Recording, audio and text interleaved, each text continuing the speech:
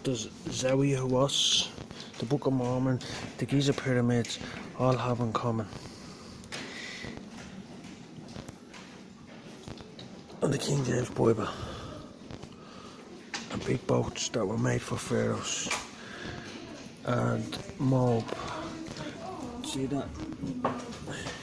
When they opened that, it crumbled, but when they found it, it was perfect because there was vapor inside it, and as soon as they opened it, the vapor disappeared. There's the boat that they found inside that one. Now that one was for the, these are for the pharaohs. One is for them to follow the sun and one is for them to follow the moon. He accused the brethren day and night before the Lord. Yeah? And then thou shalt have no other gods before me. The Lord is in the third heaven. The sun and the moon is in the second heaven, and the clouds are in the first heaven. So they are drilling. They found another boat in another tomb, and they're drilling into this tomb. It takes them 3 days to drill it because they don't want it to crumble. Because as soon as the vapor goes out, it crumbles. So how did the vapor get in there? Well, you're the vapor, would you believe? So there they are drilling away. It takes them 3 days to get in there. There's the camera they stick inside, look.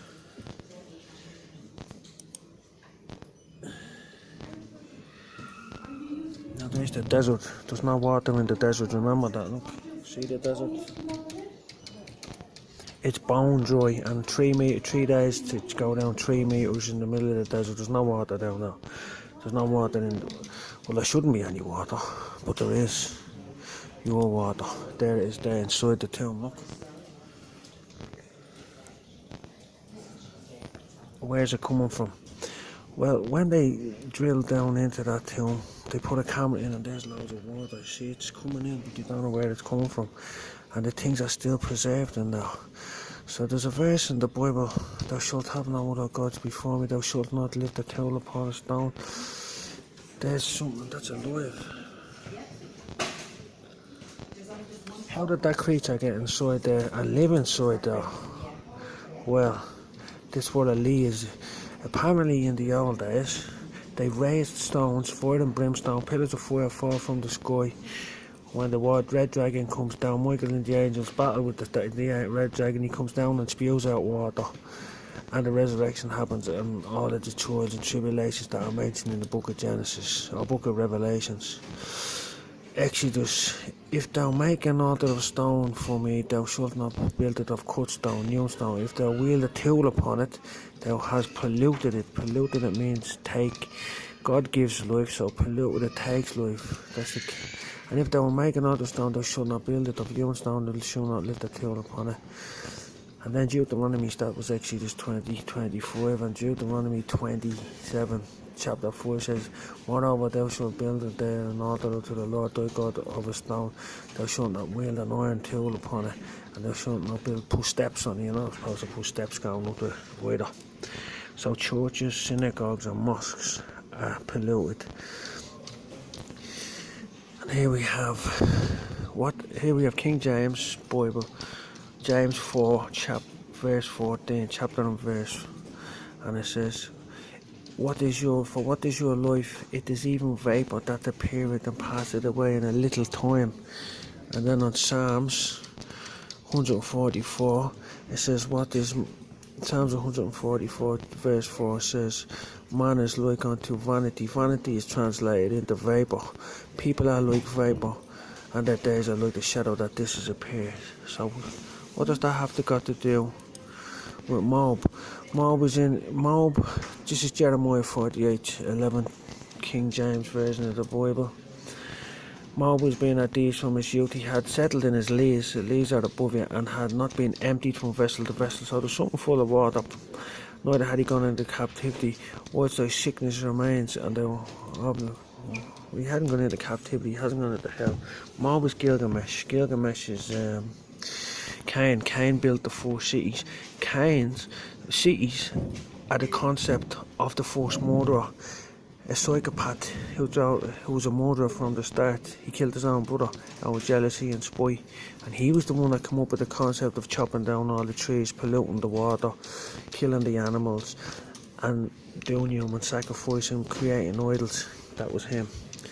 So here we go. Here's the Book of Mormon, Nephi 5 it's called. Nephi chapter 12, verse 5. Now, from 1 to 4, it's about slaughters and stuff like that. I'll read chapter 2. When it came to pass, we held multitudes gathered together to battle one against the other, and we held wars and rumours of wars and great slaughters with the sword among the people. So we're going down to chapter 5 and back to the water thing. And it came to pass, after I saw these things, I saw a vapour of darkness, and it passed from the face of the earth, and behold, I saw a multitude who had fallen because of had not fallen because of the great and terrible judgment of the Lord. So these people that fell, they became black vapour. Now this is the Book of Mormon. The Book of Mormon was found under a tree by a prophet called Joseph Smith, who got murdered in prison for telling the truth and finding this book that was written on gold tablets thousands of years beforehand by a Hebrew tribe that were told by an angel and God to leave Jerusalem before it was taken captive by Babylon, and they went to America and they started off the Native American tribes. That's why they worship the Great Spirit. We don't recognise the worship of the Great Spirit because he took a book of Enoch out of the Bible. So here we have, I'll read it. And it came to pass, this chapter 4, and it came to pass that I saw a mist of darkness on the face of the land of promise, and I saw lightnings and thunderings and earthquakes and all manner of tumultuous noises, and I saw the earth and the rocks that they rent, the rocks, there's mention of rocks, and I saw mountains trembling into pieces, and I saw the plains of the earth, and they were broken up, and I saw many cities that were sunk, and I saw many that were burned with fire, and I saw many that did tremble to the earth because of the quaking thereof. And it came to pass, after I saw these things, I saw a vapour of darkness that had passed from the face of the earth. And behold, I saw multitudes who had fallen, who had not fallen because of the great and terrible judgment of the Lord. So these people were killed by Satan. They weren't killed by the Lord, by Satan's work. So you are vapor, and this was Nephi sees a vision in the land of promise, the righteous iniquity, the downfall of the inhabitants, and the coming of the Lamb of God among them, how the 12 disciples and the 12 apostles will judge Israel, and the loathsome and filthy state of those who dwell there in their unbelief. About 600 or 592 BC it stated that. So there you go. The reason why you die is because Cain killed Abel and went and built cities, and then they suck the life out of you, the vapour that passes into the rocks, because you're a living stone. The Bible calls you a living stone, and every stone and every living being is numbered. So when the water goes into these sealed tombs, these lids, it stays in there and it preserves. So if you listen to the Gilgamesh epic, Gilgamesh was only going to live for 500 years, and he was furious and he was looking to find a way to survive. So it seems that, according to the ancient scripts, give wings unto Moab that he may flee.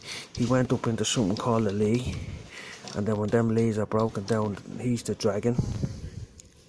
I think he's the red dragon. When them leaves are broken down, when we stop worshipping idols and going into the cities carved of stone, when Damascus is turned to rubble, when Egypt is trampled underfoot for 42 months and the pyramids are ruined, this dragon thing, and when Gog's army is burnt, that Gog's army and his shields and his weapons of war are the churches and stuff like that, the synagogues and the mosques, because they're made of stone, when they're all burnt, he'll fall down and the water will spew out, and the resurrection will happen, because you were overpowered by the saints. He overpowers the saints, it says in Daniel, to time and a half. So basically that's the Book of Mormon, is another chapter in the story of the Bible. They are one and the same.